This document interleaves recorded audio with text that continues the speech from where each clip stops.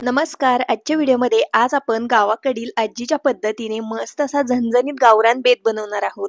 त्यासाठी आपल्याला बेसन पीठ लागणार आहे. सोबतच आपल्याला फ्रेश कांद्याची पात लागणार आहेत आणि हे कोवळे कांदे देखील आपण यामध्ये वापरणार आहोत. व्हिडिओला सुरुवात करूयात. सर्वात आधी आपल्याला ही कांद्याची पात आहे ती नीट करून घ्यायची आहे. पात नीट करून झाल्यानंतर स्वच्छ पाण्याने धुवून घ्यायची आहे.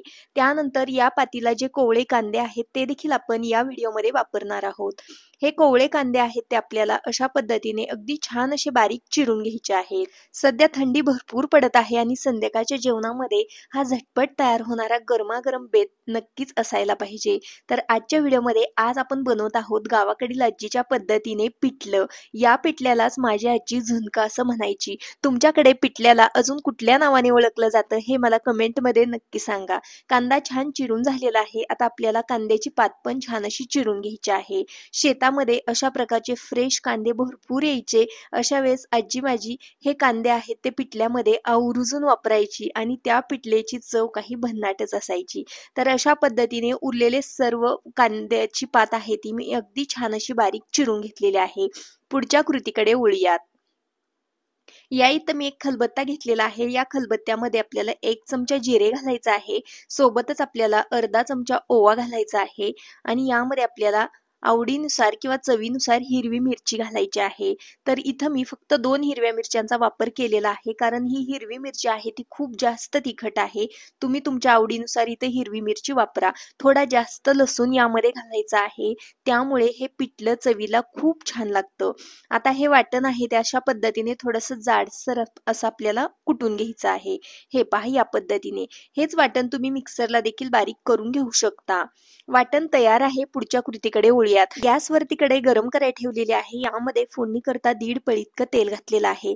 तेल छान गरम झाल्यानंतर यामध्ये आपल्याला बनवून घेतलेलं वाटण घालायचं आहे. वाटण अगदी छान असं परतून घ्यायचं आहे. आता हे पिठलं आहे ते मी गॅसवरती बनवत आहे. माझी आजी हे पिठलं चुलीवरती बनवत होती. जर का तुमच्याकडे चूल उपलब्ध असेल तर तुम्ही हे पिठलं चुलीवरती नक्कीच बनवू शकता. फोडणी छान परतून झाल्यानंतर यामध्ये चिरून घेतलेले कोवळे कांदे घालायचे आहेत. सुरुवातीला आपल्याला कांदा हा अगदी छान असा परतून घ्यायचा आहे आणि त्यानंतरच आपल्याला यामध्ये कांद्याची पात घालायची आहे. कांदा छान परतून झाल्यानंतर यामध्ये आपल्याला कांद्याची पात घालायची आहे. पिठलं किती बनवायचं आहे त्यानुसार तुम्ही इथं कोवळे कांदे आणि कांद्याची पात वापरू शकता. अंदाजेच इथं मी कोवळे कांदे आणि पात या पिठल्यामध्ये घालणार आहे. आता कांद्याची पात देखील अगदी छान अशी आपल्याला यामध्ये परतून घ्यायची आहे. त्यानंतर यामध्ये अगदी पाव चमचा इतकी आपल्याला हळद पावडर घालायची आहे. हळद घातल्यानंतर हे पुन्हा एकदा छान मिक्स करून घ्यायचं आहे.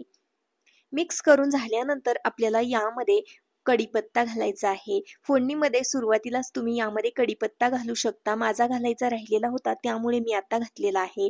आता यामध्ये आपल्याला पाणी घालायचं आहे. तर थंड पाणीच आपल्याला यामध्ये घालायचं आहे. गरम असेल तरी देखील चालू शकतं. तर एका वाटीने मोजून 2.5 वाट्या इतकं पाणी मी यामध्ये घातलेलं आहे. 2.5 वाट्या पाणी घातल्यानंतर यामध्ये आपल्याला चवीकरता मीठ घालायचं आहे.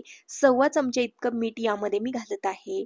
मीठ घातल्यानंतर आपल्याला या पाण्याला अगदी छान अशी उकळी काढून घ्यायची आहे. गॅस थोडासा फुल करायचा आहे आणि पाण्याला अगदी छान अशी दणकून उकळी काढायची आहे.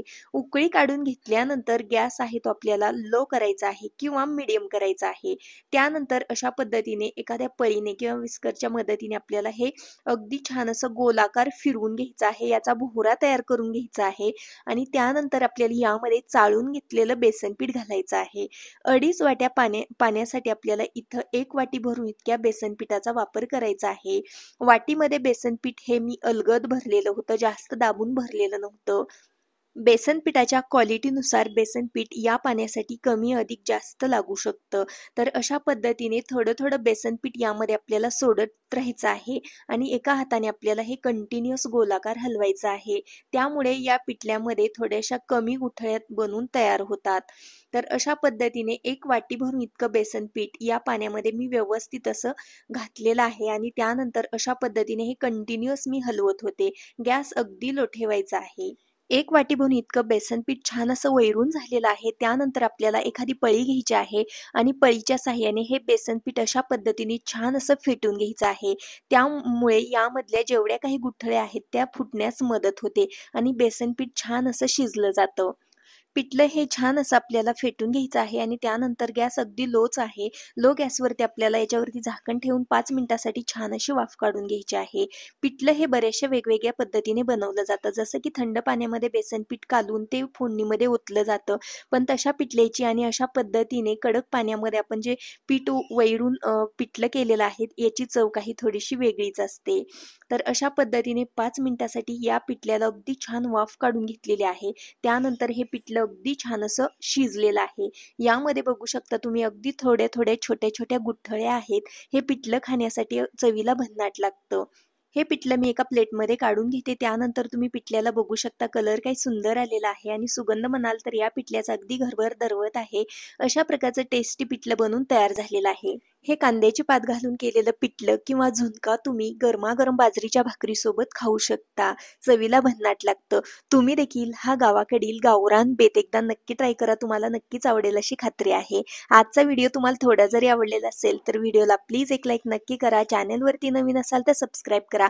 पुन्हा भेटू आपण अशाच एका नवीन आणि छानशा रेसिपी सोबत. तोपर्यंत बाय बाय.